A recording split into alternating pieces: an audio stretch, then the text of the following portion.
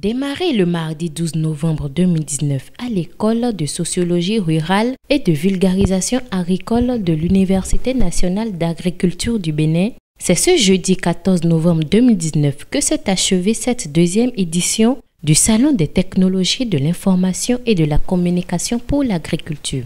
Au terme des échanges, les nombreuses difficultés auxquelles est confrontée l'agriculture béninoise ont été passées en revue, de même que les apports scientifiques de solutions en vue de redynamiser ce sous-secteur. On ne parle que de l'agriculture.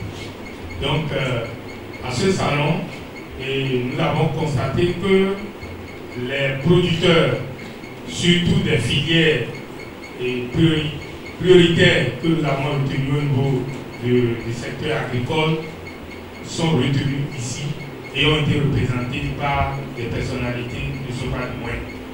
Le recteur de l'Université nationale d'agriculture au soir de ce salon se dit être satisfait de la qualité des échanges. Parce que moi, je suis tellement satisfait, puisque je ne suis pas resté tout le temps, je me suis dit souvent qu'il y a des fois qui n'ont pas marché. Nous, maintenant, notre engagement en tant qu'université, et vous aussi, votre engagement, nous devons rendre compte. Ça, c'est très important.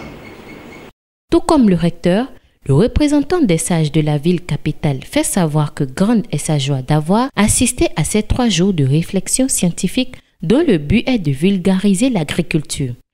J'ai eu le temps de constater qu'aujourd'hui, les choses sont beaucoup plus simplifiées. Le docteur Okri vient de le dire. Des gens qui, au fait, n'ont pas un background dans le domaine agricole, qui s'évertuent à produire un travail de qualité pour aider le brave paysan. La parole est ensuite donnée au représentant du ministre du numérique et de la digitalisation de donner ses impressions par rapport à ce salon.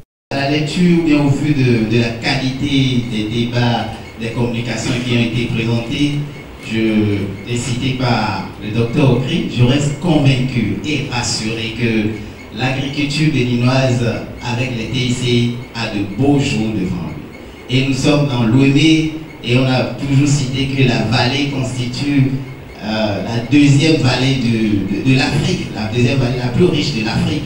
Mais rien ne se voit.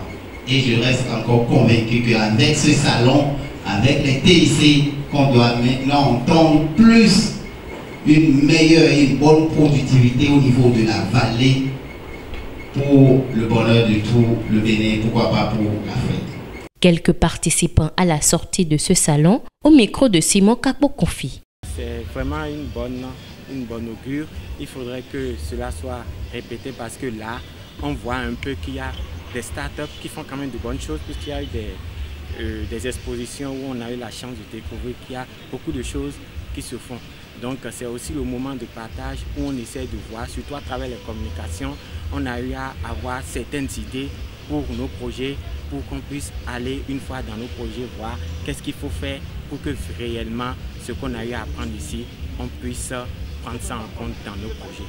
Il faut dire que je suis très content de la qualité de ce qui a été fait en termes de communication et autres, et aussi la mobilisation des partenaires techniques et financiers pour accompagner l'événement. Déjà, j'ai pu rencontrer des startups qui travaillent dans le domaine de l'agriculture, bien qu'ils ne sont pas agronomes. On a vu qu'on est à l'ère du numérique et il faut réellement qu'on puisse conjuguer numérique et agriculture ensemble pour émerger. Et déjà, j'ai retenu beaucoup de choses que je compte appliquer en tant que futur conseiller agricole. Et j'étais réellement satisfaite et j'aimerais que l'année prochaine on puisse continuer dans cette optique en partant plus au niveau des partenaires agricoles.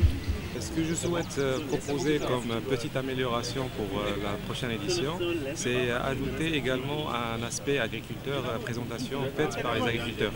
C'est-à-dire, nous avons autour de la table, nous avions des experts qui ont partagé des modèles très avancés. Nous avons aussi des startups qui ont proposé et partagé des solutions qui sont innovantes.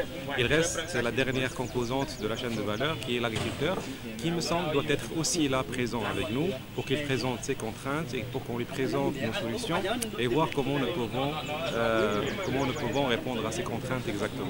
Il convient de rappeler qu'au soir de ce salon, des attestations ont été remises aux participants étrangers, notamment ceux du Maroc et du Togo.